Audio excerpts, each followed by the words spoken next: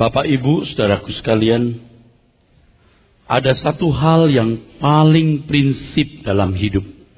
Paling prinsip. Lebih prinsip dari keberadaan nyawa kita. Lebih baik kita tidak pernah hidup dan memiliki nyawa daripada kita hidup tanpa prinsip ini. Prinsip itu adalah berkenan di hadapan Tuhan. Berkenan di hadapan Tuhan.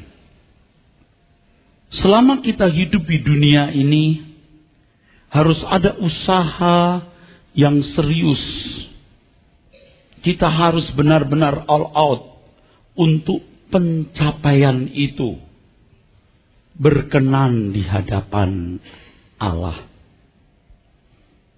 Untuk berkenan kepada Allah Bapa ini, seseorang harus mengerti dan melakukan keinginan-keinginannya. Keinginan-keinginan Tuhan jangan saudara pahami sebagai visi-visi tertentu yang harus kita lakukan.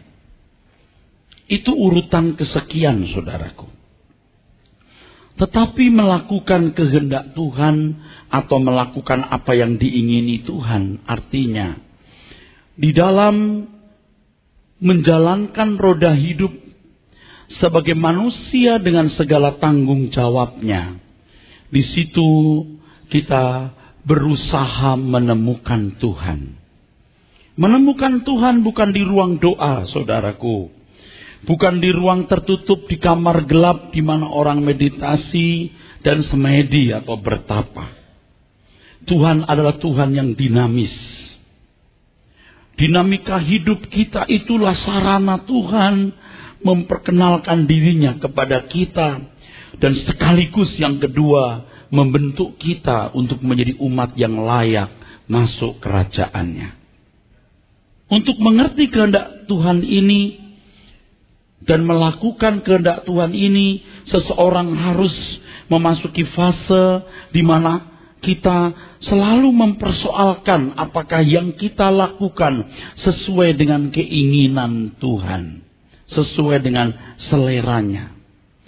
Dan hal itu harus dipraktekkan melalui hal-hal kecil, hal-hal sederhana yang terjadi dalam hidup kita. Banyak orang yang sebenarnya hidupnya tanpa konsep, saudara. Tanpa tujuan. Yang Alkitab katakan bodoh. Dan minggu lalu saya bicara mengenai kebodohan itu. Ada kata bodoh. Afron. Yang artinya without reason. Senseless. Unwise. Not just stupid atau foolish.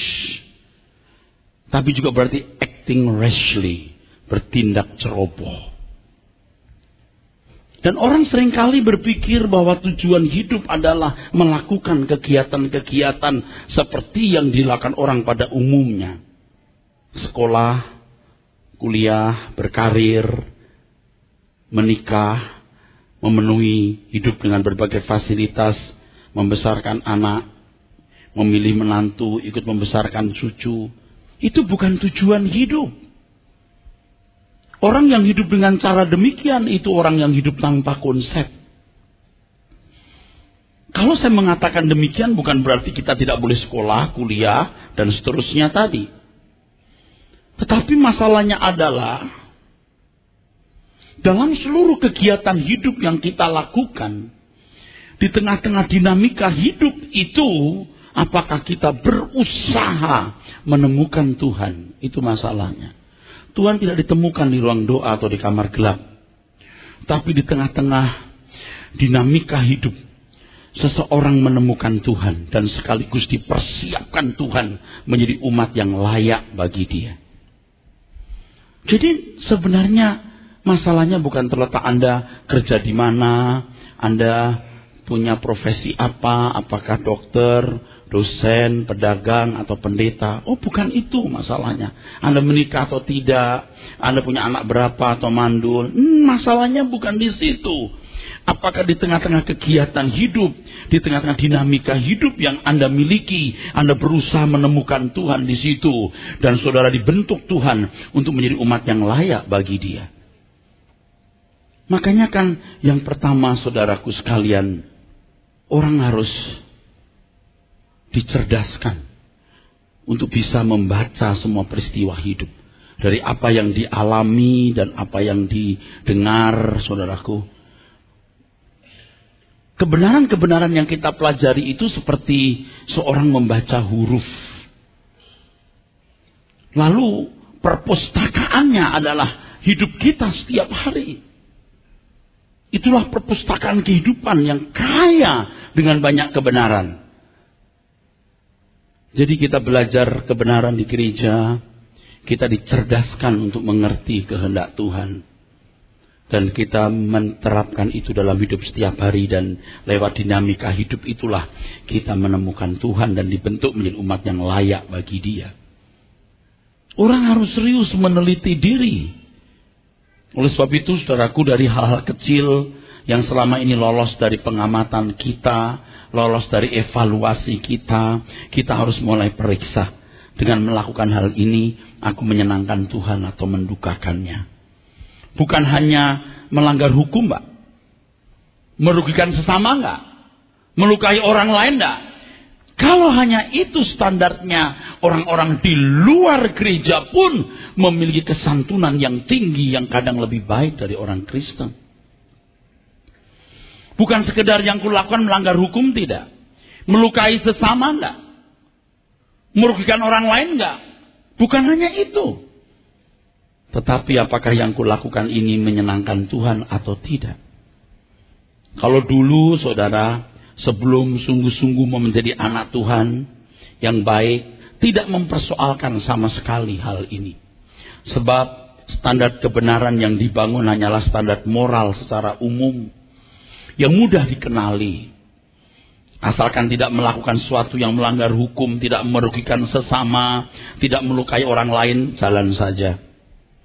Sekali lagi, orang-orang non-Kristen pun bisa cakap, saudaraku sekalian, melakukan hidup, melakukan hal tersebut atau memiliki warna hidup tersebut, saudaraku sekalian. Tetapi orang percaya itu, saudaraku, memiliki standar yang lebih tinggi. Memang hukum itu, saudara, dibuat supaya manusia tidak menjadi hewan punah, ya, supaya bisa dilestarikan sampai pada zaman penggenapan Tuhan Yesus datang ke dunia.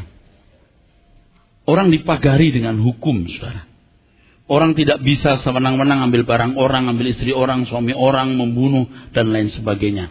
Dilingkari oleh hukum. Nah, orang percaya bukan hanya memperhatikan ini. Aku dipandang baik, aku tidak merugikan, tapi Anda dilingkari ini. Kehendak Allah. Nanti prinsip hidup saudara haruslah ini, dan ini saudara meteraikan di hati saudara. The smile of God is the only goal of life. Senyum Tuhan itu satu-satunya tujuan hidup kita. Saudaraku sekalian, tapi maaf ya, ironinya, ada orang-orang Kristen yang tidak peduli terhadap sesama. Sekalipun tindakannya merugikan atau melukai orang lain, jalan saja. Asal dia punya alasan kenapa dia berbuat begitu. Apalagi kalau dia merasa lebih kuat, punya uang, di backup oleh pejabat tinggi, dia bisa bayar pengacara hebat. Lihat, orang-orang seperti ini kehilangan kemanusiaannya. Atau melakukan pelanggaran-pelanggaran hukum, asal orang tidak lihat ini. Tidak sedikit ironisnya orang Kristen begini. Padahal, saudaraku, kita diikat, dibelenggu oleh kehendaknya. Anda sudah lakukan belum? The Lord is my law. Tuhan adalah hukumku. Saudara sekalian, orang yang memang tidak melanggar hukum, ya, tapi tidak hidup dalam kehendak Tuhan. Aku tidak melanggar hukum. Aku tidak melukai siapapun kok. Aku tidak merugikan. Kalaupun merugikan, kalaupun melukai, dia merasa nggak melukai karena dia punya alasan mengapa dia berbuat begitu. Orang seperti ini menyenangkan diri sendiri. Dan orang-orang seperti ini tidak akan pernah, saudaraku sekalian, menjadikan Yesus Kristus sebagai Tuhan. Sebab dirinya lah Tuhan. Orang-orang seperti ini tidak melakukan kehendak Allah. Nah, oleh sebab itu pada tahap-tahap awal, mari belajar menyukakan hati Bapa. Seseorang harus selalu menaruh kecurigaan. Kecurigaan terhadap segala sesuatu yang dipikirkan, diucapkan, atau dilakukan. Kalau-kalau hal ini menyukakan Tuhan, atau jangan-jangan mendukakan hati Tuhan. Kalau kita berkata, selidiki aku ya Tuhan.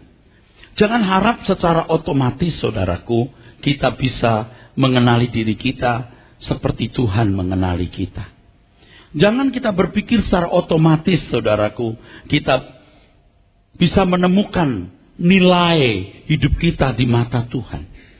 Kalau kita berkata, selidiki aku Tuhan, kenali aku, itu berarti kita berusaha mencerdaskan pikiran untuk bisa menilai diri dengan benar. Harus ada kejujuran untuk melihat diri kita dengan benar. Ada kesungguhan untuk hidup sesuai dengan kehendak Tuhan. Harus ada gairah yang menyala. The smile of God is the only goal of our life. Senyum Tuhan itu tujuan hidupku satu-satunya. Senyum Tuhan itu keharuman.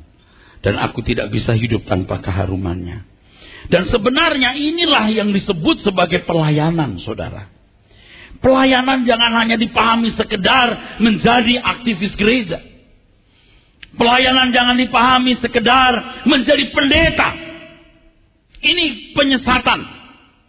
Dulu, bapak-bapak pendeta, sedikit-sedikit, kalau berkata mari melayani Tuhan, artinya kita masuk, terlibat, kita involve dalam church ministry. Pelayanan gereja. Itu salah. Itu keliru. Maka banyak terjadi hal-hal yang tidak patut dalam gereja. Konflik dalam gereja, penggunaan uang dan sekarang skandal-skandal di dalam gereja. Dan penyalahgunaan nama Tuhan dalam gereja untuk kepentingan kelompok-kelompok tertentu. Tanpa disadari oleh umat. Ada yang dibesarkan, saudaraku. Ayo kita semua mencintai gereja kita. I love my church. Bagus kelihatannya. Oh tidak, you menyimpangkan pikiran orang. I love my Lord. I love my God. Kalau engkau mencintai Tuhanmu, baru engkau bisa menemukan tempat di mana engkau bisa melayani atau mengabdi. Begitu kita melek buka mata, saudaraku.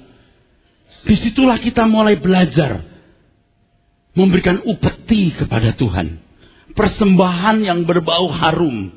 Dari apa yang kita pikirkan, dari apa yang kita ucapkan, dari apa yang kita lakukan. Biarlah manis kau dengar Tuhan, manis kau dengar Tuhan, dan hatiku bersuka karenamu.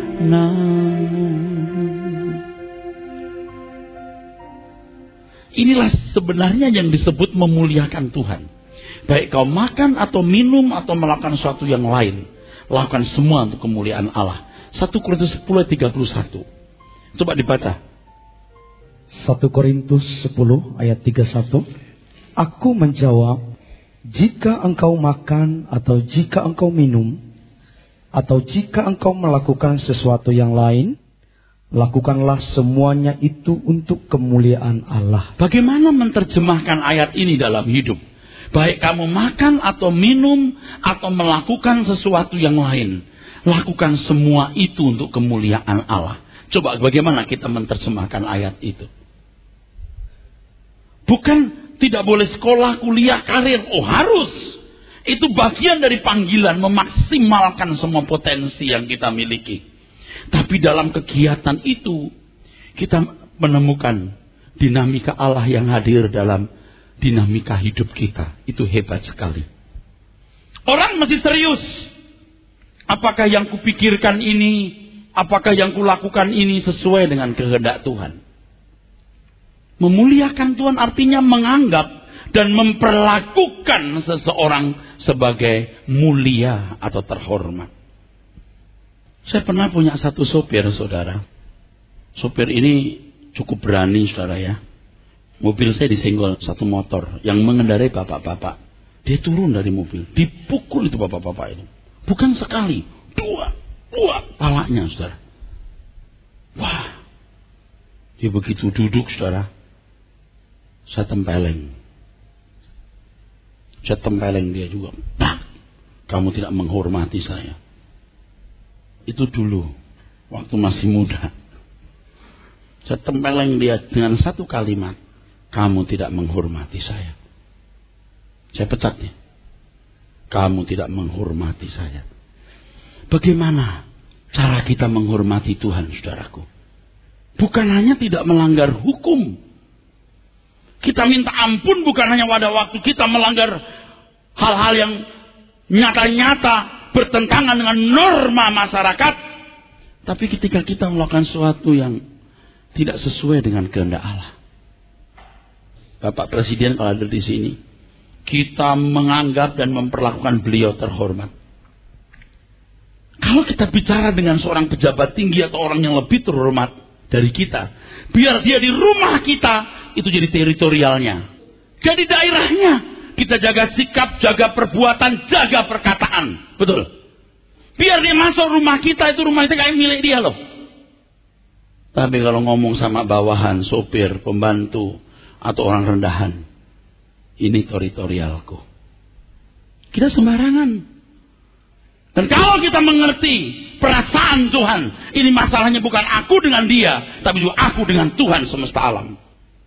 Saya bangun tidur, saya buka mata, saya sudah tidak peduli, saya dipanggil pendeta atau pedagang. Tuhan tahu, saya tidak peduli. Saya cuma mau jadi anak Tuhan. Bertahun-tahun saya menjadi pendeta, saya kira track record saya baik. Saya pendeta baik, tapi belum tentu berkenan kepada Tuhan. Itu yang membuat saya suffering, saudaraku. Biar saya starting from zero, starting from bottom, dari nol, saya belajar. Yang penting bagaimana apa yang ku pikirkan, apa yang ku ucapkan, ku evaluasi, apa yang ku lakukan. Dulu kalau saya ngomong kepada siapapun, ke istri, ke anak, ke siapapun, ngomong-ngomong aja. Dalam suhu emosi tertentu apalagi, waduh lebih tidak karuan kita. Sekarang tidak. Dan itu adalah persembahan. Itu upeti yang memiliki nilai kekal. Persembahan bukan kolektor, bukan perpuluhan. Jangan orang merasa sudah memberikan persembahan karena memberikan perpuluhan atau kolektor. Duit kita itu nothing dibanding dengan sikap hidup kita setiap hari. Ya Tuhanku, aku hendak bernyanyi bagimu. Nyanyian kita bukan hanya syair yang diberi fluktuasi nada, do, re, mi, fa, sol, la, si, do. Tapi nyanyian kita, liturgi kita adalah dari kita bangun tidur sampai kita tutup mata mau tidur. Apa yang kita pikirkan, yang kita ucapkan, kita lakukan, itu liturgi hidup kita.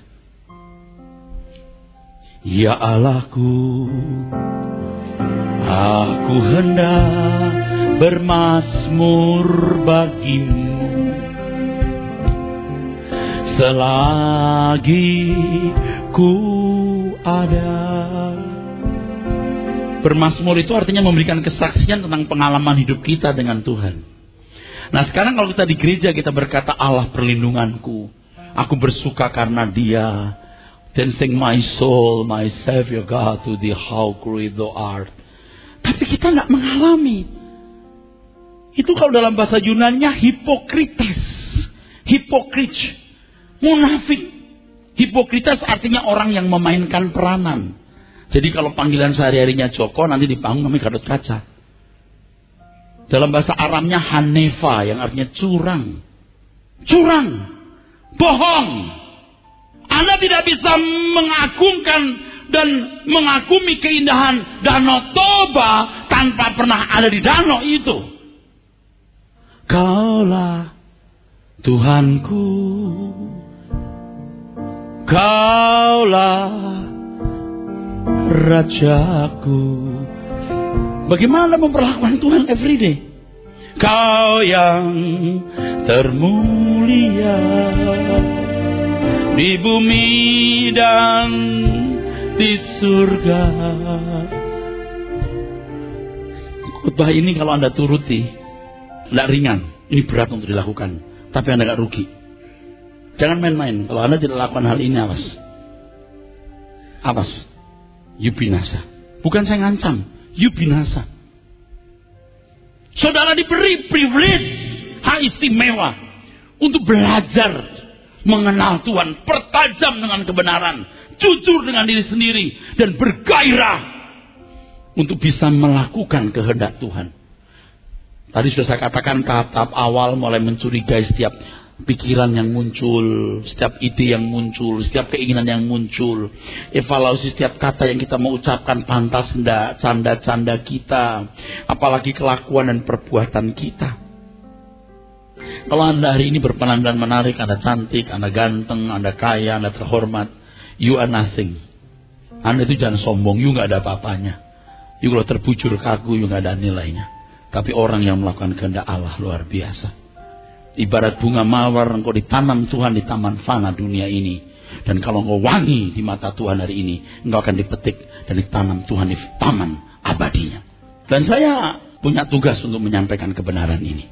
Bayangkan kalau gereja bicara soal duit, perpuluhan, kolektor, lalu jemaat memberi. Nggak jelas untuk apa. Untuk bangun gereja, apa, untuk ini, untuk itu. Oh iya, tapi jangan disimpangkan bahwa uangmu itu gak ada artinya dibanding dengan kelakuanmu yang menyukakan hati Tuhan. Tapi kita tidak boleh mengorbankan kebenaran demi kebutuhan. Tidak boleh. Anak-anak muda, kamu dengar nak? Kamu dari muda ini, kamu udah belajar mengelola hidup dengan cara seperti yang Om Eras ajarkan ini. Kamu luar biasa nak. Kamu luar biasa. Kamu tidak harus dan tidak perlu jadi pendeta. Tapi kamu berkelakuan cemerlang seperti anak-anak Allah. Sebagai anak-anak Allah yang agung dan mulia. Ingat tadi saya katakan, kalau terhadap pejabat tinggi, orang yang lebih terhormat, wah, kita atur sikap, atur kata-kata. Tapi kalau untuk orang lain, kita boleh seenak-enaknya. Ini orang kehilangan kemanusiaan. Urusanmu bukan dengan manusia saja, urusanmu dengan Tuhan. Di kerajaan Tuhan Yesus nanti, saudara, tidak boleh ada tindakan yang melukai hati Bapa. Sama sekali. Tidak boleh ada perbuatan yang bertentangan dengan kehendak Bapa. Semua harus berjalan sesuai dengan keinginan Allah. Di kerajaan Bapa di surga. Sebab itu teritorialnya Bapa. Nah, seharusnya warna kehidupan seperti itu sudah dihadirkan, dilatihkan sejak kita di dunia ini. Sejak masih ada kunyuk, setan maksudnya, dan pengaruh jahat dunia sekitar kita, kita mau proof, mau buktikan that kita menghormati dan mencintai Tuhan. Maka dalam doa Bapa kami, Tuhan Yesus mengajarkan, datanglah kerajaanmu, jadilah kehendakmu di bumi seperti di surga. Menghadirkan pemerintahan Allah. Menghadirkan pemerintahan Tuhan. Kalau Bapak Presiden hadir di sini, ruangan ini milik beliau, walaupun bukan milik beliau. Kalau dia hadir di rumah kita, kamar mandi, restroom, semua kita ubah. Karena kita memperlakukan dan bersikap hormat kepada presiden atau pejabat tinggi. Sekarang kita menghadirkan Tuhan. Kita sudah tidak ada lagi di daerah netral. Semua wilayahnya milik Tuhan. Maka doa Bapak kami tertuang kalimat, datanglah kerajaanmu. Jadilah kehendakmu di bumi seperti di surga. Saya expect kamu yang muda-muda, saya expect kamu dari muda ini, saya harap kamu mulai mengerti. Percaya kamu tidak akan jadi orang yang terinjak-injak, kamu akan jadi orang yang agung dan mulia. Jangan anggap remeh apa yang saya katakan ini nak. Menjadi berkenan kepada Tuhan itu nyaris mustahil. Kita harus all out di situ. Kalau nggak all out, nggak ada pencapaian. Dan jangan menunda dan berkata besok, nanti, kalau belum waktunya, nantilah. Saya nggak bermaksud mengkhianati Tuhan. Enggak, mulai saat ini. Curigai apa yang muncul dalam pikiranmu. Curigai setiap kata yang nggak kamu ucapkan. Curigai setiap apa yang kamu putuskan atau lakukan. Apakah itu manis terdengar, manis dicium Tuhan. Ini kabar baik. Tuhan gak nuntut duitmu, uangmu, jabatanmu, sudah jadi pendeta. Enggak. Lakukan dari hari ke hari sesuatu yang menyenangkan Tuhan. Hebat. Jadi luar biasa hidup ini. Jadi luar biasa. Percaya saudara, Anda akan sibuk terus di situ dan harus belajar terus melakukan apa yang menjadi kehendak Tuhan. Saya belajar starting from bottom, enggak apa-apa. Starting from zero, enggak apa-apa. Dan dalam pengalaman saya bergumul untuk hal ini, saudaraku, untuk melakukan kehendak Tuhan ini, saudara-saudara, saya menemukan betapa sulitnya. Betapa sulitnya, saudara. Betapa sulitnya. Betapa sulitnya. Saat-saat tertentu, saudara, ada banyak kasus yang tidak bisa saya kemukakan di sini. Ketika kita harus menanggalkan kesenangan kita, itu kita seperti kehilangan nyawa. Nyawa kita seperti dicabut. Oke, contohnya begini. Waktu kita dilukai seseorang, waktu kita benar dipersalahkan, kita mau membela diri, kita mau membalas, kita berkata, tidak bisa begini ini. Tapi suara hati kita mengatakan diam. Waduh, berat saudaraku. Ketika ada hal-hal yang kita sukai, kita gemari, dan kita harus lepaskan hal itu. Wah, saudaraku, luar biasa beratnya. Luar biasa beratnya. Kita seperti punya nyawa dicabut. Kalau belum, nanti Anda akan mengalami. Tuhan itu cerdas pasti. Tuhan itu mengagumkan luar biasa. Ya. Ambil ini, saudara. Dia mulai dari hal-hal sederhana. Nangkep saya ngomong apa ini? Tapi setiap kali ini tuh seperti nyawa kita dicabut nih. Lalu kita berkata, oh udah selesai nih. Ternyata tidak. Belum. Terus tuh. Kadang-kadang kita berhenti di satu tahap. Misalnya ini. Ya Tuhan, aku gagal terus melakukan kehendak-Mu di hal ini. Aduh Tuhan, maafkan aku. Tolonglah aku Tuhan, tolonglah aku. Tuhan seperti menjawab begini. Salahnya bukan di aku, di kamu. Jangan minta tolong untuk melepaskan diri dari tanggung jawab. Aku sediakan firman, Roh Kudus. Kamunya mau enggak untuk disembuhkan? Kalau seseorang punya penyakit, di mana dia harus mengalami operasi. Lihat orang-orang punya kecenderungan. Mau herbal lah, dukun lah. Yang gampang. Nggak pakai sakit. Kalau dulu misalnya penyempitan atau jantungnya misalnya tersumbat. Oh itu dada dibelah, digergaji loh. Tulang dada itu digergaji loh Pak. Dibuka. Dibereskan, ditutup lagi, diikat pakai besi. Bener loh. Sekarang bisa masuk lewat tangan ini. Kayak tali. Dulu enggak. Nah orang itu mau gampang. Tapi lewat sini pun sakit loh. Anda harus berani sakit. Kalau misalnya Anda gampang tersinggung, Anda harus ketemu orang yang merusak nama baikmu. Menginjak-injak harkatmu. Lalu Anda berkata, aku mengampuni dia. Enggak gampang. Enggak bisa langsung jebret. Berubah jadi orang rendah hati. Enggak gampang tersinggung. Enggak. Halo? Amin? Sakit. Nah kalau saudara tidak mau berubah, ya nggak ngalamin. Waktu Anda mendapat perlakuan tidak adil orang, wah Anda ngamuk, Anda membalas dan bereaksi negatif, wah itu nggak jadi. Orang banyak alasan. Mestinya kenapa mertuaku nggak suka sama saya? Kenapa orang-orang nggak suka kepada aku? Belum tentu kita yang salah. Tetapi reaksi negatif itu harus menjadi satu alat untuk mengingatkan kita ada something wrong dalam hidup kita. Paham? Jangan terus kita membela diri, defensif, lalu punya berbagai alasan. Kenapa mertuaku benci sama aku? Wah, memang dasarnya dia jahat, lebih jahat dari setan. Kan Anda nggak pernah berubah. Kenapa orang-orang membencimu? Ya Pak, karena saya hanya orang Kristen satu-satunya di keluarga besar saya. Jangan begitu, belum tentu. Kau banyak mulut, kamu cerewet, kamu gak jujur, bisa. Wah Pak, ini memang salib saya. Oh bukan salib, itu silap. Jangan bela diri bro. Salahnya bukan di orang lain, di dirimu. Sampai akhirnya nyawa kita yang terakhir. Baru Anda bisa berkata, hidupku bukan aku lagi, tapi Kristus yang hidup dalam aku. Kalau hanya untuk memagari diri dengan moral yang baik, saya sudah belajar bagaimana membawa diri sebaik-baiknya. Saya sudah cukup jadi pendeta yang baik. Tapi belum tentu saya berkenan kepada Tuhan. Saya takut itu. Takut. Jadi sekarang kabar baik saudara. Begitu kita bangun tidur, diberi hidup. Aku boleh memberikan upeti hari ini. Persembahan. Saya khotbah ini bukan berarti lalu saya sudah punya nilai baik. Belum. Tapi saya mengajak saudara. Berjalan dalam terang. Artinya semua yang kuucapkan, semua yang kulakukan, aku rela dilihat orang. Karena bukan aib. Berjalan dalam terang. Melayani Tuhan menjadi berkat hidupku. Dulu saya membedakan berjalan dalam terang, melayani Tuhan. Itu dulu bayangan saya. Berjalan dalam terang, semua yang kamu lakukan bukan aib, itulah pelayanan. Beri tepuk tangan.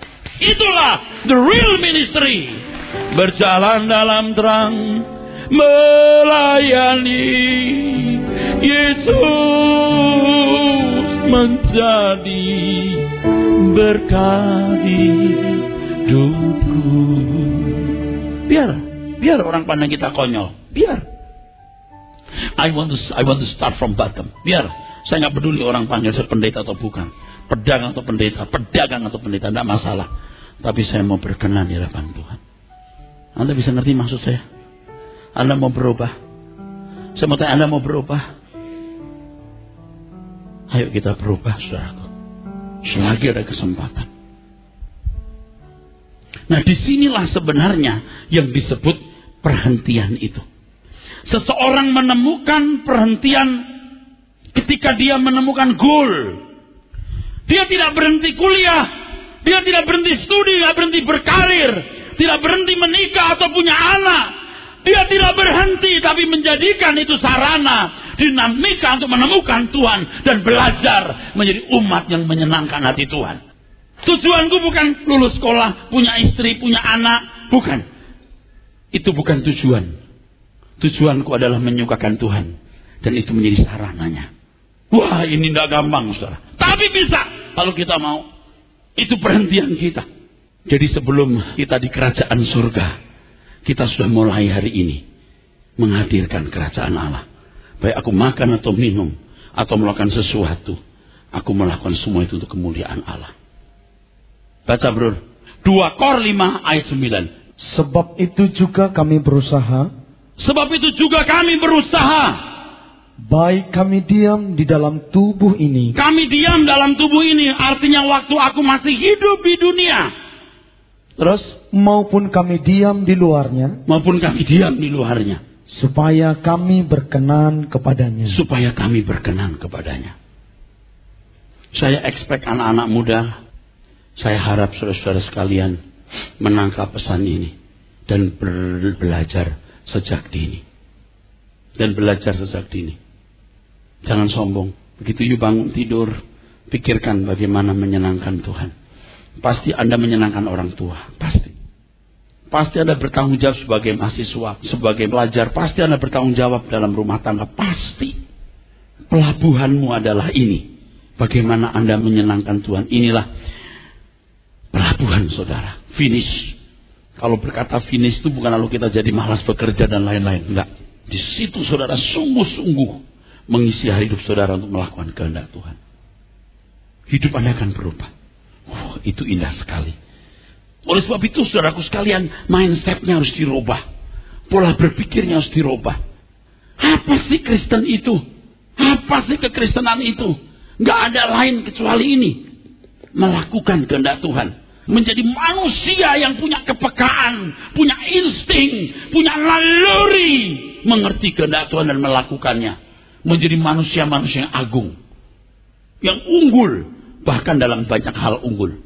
Paling tidak di bidangnya dia pasti unggul. Finish, selesai. Tapi kalau Anda masih mau bergerak terus dari kesenangan ke kesenangan, Anda tanpa sadar digiring menuju kegelapan abadi. Tapi ketika sudah mulai belajar melepaskan kesenangan ini, bukan berarti Anda kehilangan kesenangan. Tuhan tahu kalau Anda senang, Tuhan juga ikut senang. Tuhan tahu Anda perlu kendaraan, perlu mobil, perlu rekreasi, perlu keluarga yang baik. Tuhan tahu. Dan Tuhan akan memprotek saudara. Saya sesekali ya, anak saya belum pulang malam hari, saya suka telepon. Kamu kemana? Kalau udah malam jam 10 ke atas saya telepon. Hampir selalu. Kamu kemana? Kamu di mana? Sampai akhirnya dia agak kemalaman pulang sedikit, sudah telepon mamanya, SMS, Mam, aku pulang jam segini. Biar anak laki-laki, biar. Lalu saya berpikir, ya Tuhan, seberapa kuat saya bisa mengontrol anak-anakku. Ya Tuhan, tanganku 2. Lalu ada suara di hati saya, kalau Allah semesta alam kamu sukakan, apa sih yang kamu khawatirkan? Saya juga sebagai pendeta tidak bisa lindungi saudara. Doakan Pak, tolong Pak, percuma. You sendiri yang harus menemukan Tuhan. Dan ketika sudah menemukan Tuhan, Anda percaya, Anda akan dipelihara Tuhan luar biasa. Anda menyukakan hati Bapa di surga. Finish di situ. Anda akan dibela Tuhan.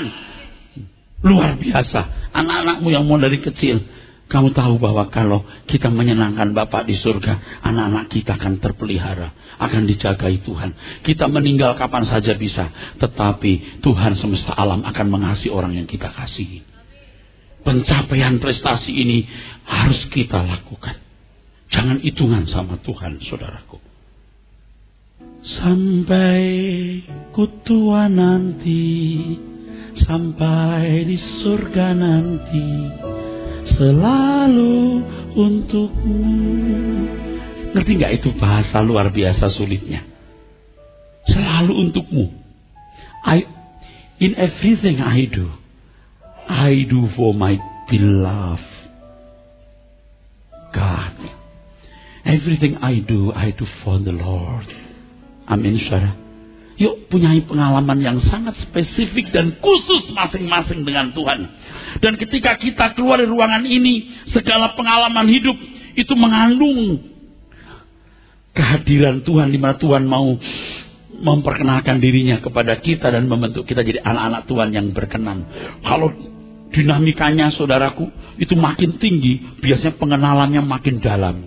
Ya, misalnya sudah mengalami kesulitan yang dalam, di situ Tuhan tuh memberikan pelajaran yang banyak dan bernilai. Dinamikanya Tuhan luar biasa. Tapi jangan takut, Anda tidak akan kehilangan stabilitas. Karena saudara harus melayani Tuhan jadi berkat.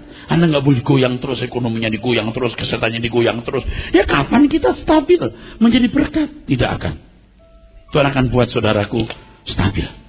Tapi pada waktu Tuhan memberikan dinamika, coba belajar.